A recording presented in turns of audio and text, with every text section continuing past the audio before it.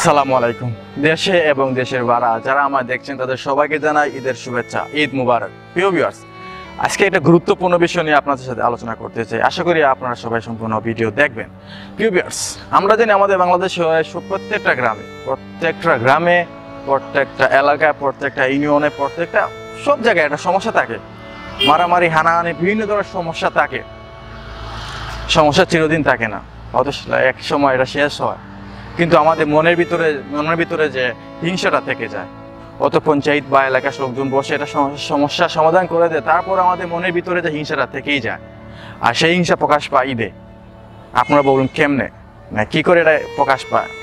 আজকে আমি দেখলাম, একজন না অনেকজন দেখছি। আমরা জানি কুরবানি দেওয়া হয় আল্লাহকে সন্তুষ্ট করার জন্য, আল্লাহকে খুশি করার জন্য। কুরবানির মাংস 3 ভাগে ভাগ করা হয়। 1 ভাগ নিজে, 1 ভাগ আত্মীয় স্বজন, 1 ভাগ এলাকার গরিব যারা তাদেরকে দেওয়ার জন্য। কিন্তু আমরা কি করি এই সমাজে, এই সিচুয়েশনে আমরা কি করি? আমরা একটা বড় ফ্রিজ কিনি, বড় ডিপ কিনি, 1-2টা কিনি, তারপর কিনি আমরা সেই মাংসগুলো ফ্রিজে রেখে দিই। এইটাই আমাদের এখন কুরবানির নিয়ম। কুরবানি দিলাম, ফ্রিজ কিনলাম, তারপর মাংসগুলো আবার ফ্রিজে রেখে দিলাম। এটা কুরবানি না। হয়তো আপনি কুরবানি দিচ্ছেন, লোকজন দেখবে, সেই দেখা হয়তো আপনার সন্তুষ্ট হবে যে লোকজন দেখছে আমার কুরবানি হয়ে গেছে, কিন্তু আল্লাহকে আপনি কি দিচ্ছেন সেটাই ভাবতে হবে। মেইন যে পয়েন্টটা আজকে দেখলাম, অনেক দূর দূরান্ত থেকে গরিব আসছে, বিভিন্ন এলাকা থেকে আসছে অন্য এলাকায় মাংস নেওয়ার জন্য। অনেক এলাকায় কুরবানি হয় না, হয় তো অল্প হয়, সবাই কুরবানি মাংস পায় না। কিন্তু যেগুলো এলাকায় অনেক বড় বড় কুরবানি হয়, 5টা-6টা কুরবানি, বেশি কুরবানি হয়, সেই এলাকায় গরিব মানুষরা ছুটে যায়।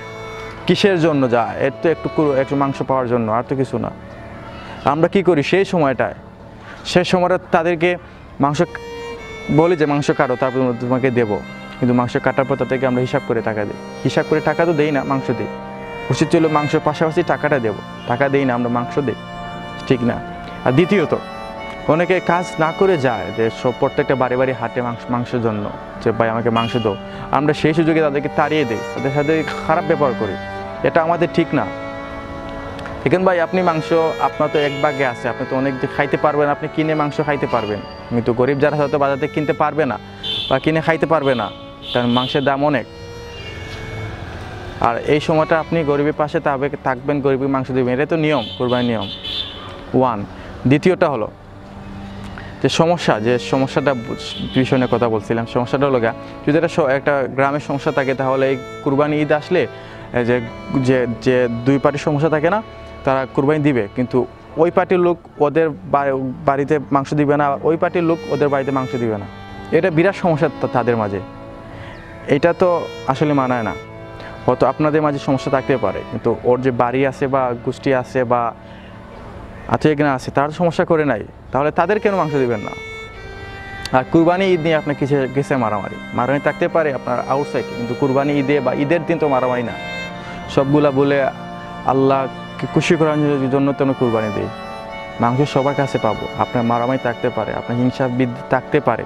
তার মানে এই না আপনি কুরবানি দিচ্ছেন, ওর সাথে আমার সমস্যা, ওকে মাংস দেবো না, ও আমাকে গালি দিয়েছে, কুরবানি দিয়ে ওকে মাংস দেবো না, এটা আসলে মানায় না। আপনার কুরবানি কবুল হবে না, আল্লাহ দরবারে কবুল হবে না।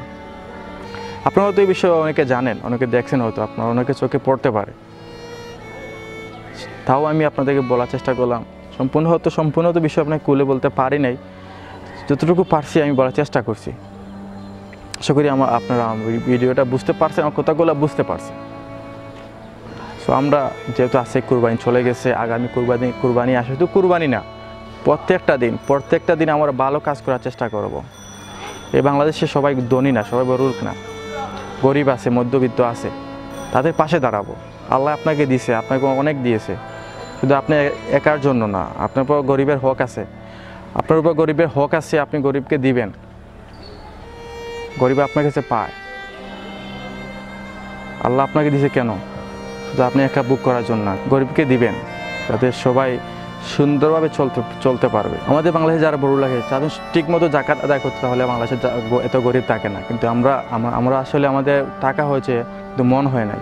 অনেক সম্পত্তি, কিন্তু আমাদের মনটা ছোটো, যার কারণে আমার বাংলাদেশে এত গরিব।